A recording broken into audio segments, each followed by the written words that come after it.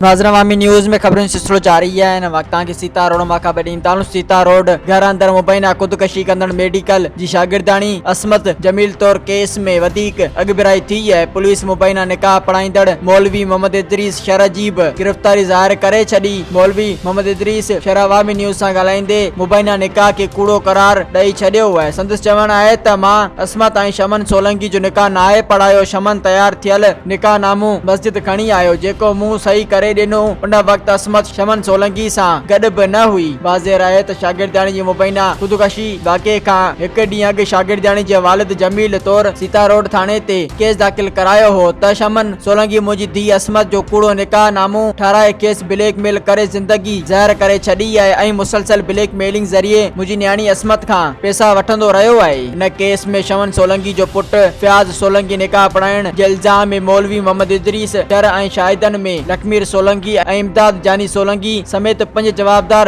ॼाणायल आहिनि जॾहिं त ॿिया जवाबदार गिरफ्तार नाहिन थी सघिया। मज़ीद खबरों और तफसीलात के लिए विजिट करें हमारी वेबसाइट www.awamiNewsHD.com।